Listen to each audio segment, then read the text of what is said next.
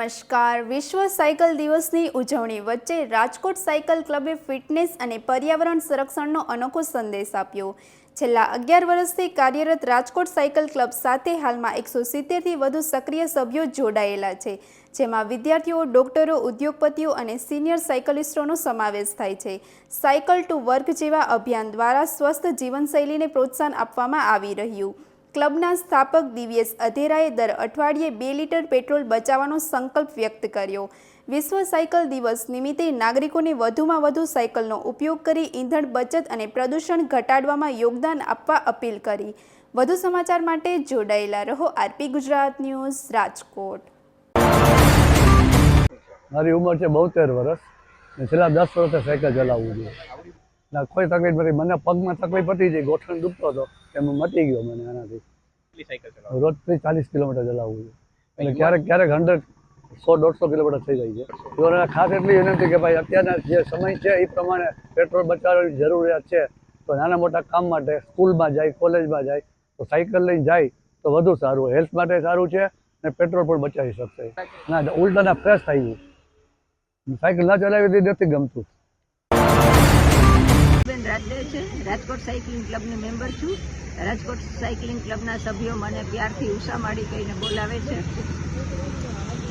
રોજ હું 36, 40, 45 એટલું કિલોમીટર સાયકલિંગ કરું છું અને એનાથી મને ખૂબ જ બેનિફિટ છે.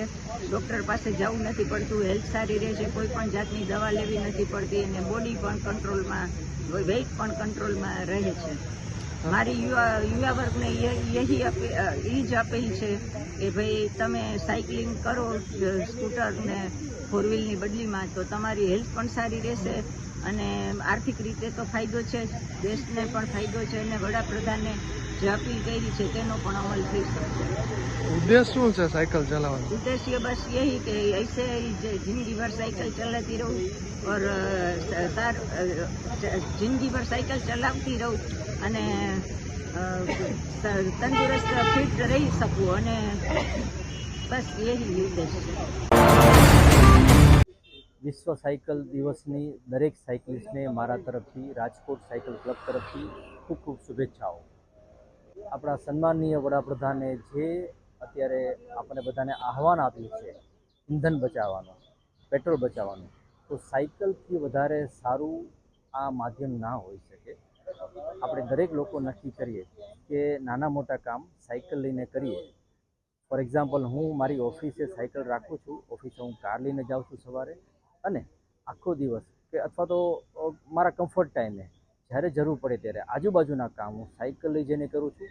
અને મેં એવું નક્કી કર્યું છે કે હું વીકનું 2 લીટર પેટ્રોલ બચાવીશ.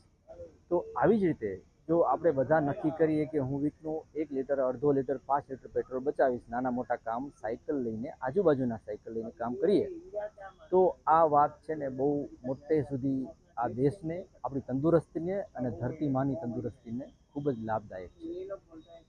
અમારી રાજકોટ સાયકલ ક્લબની સ્થાપના આજે 11 વર્ષ પૂરા થયા વર્લ્ડ સાયકલ ડેના દિવસે, અને 170 મેમ્બર અત્યારે એક્ટિવ કાર્યરત છે. મહાનગરપાલિકા અત્યારે જે નવી સાયકલ લે એને 1000 રૂપિયાની સબસિડી આપે છે.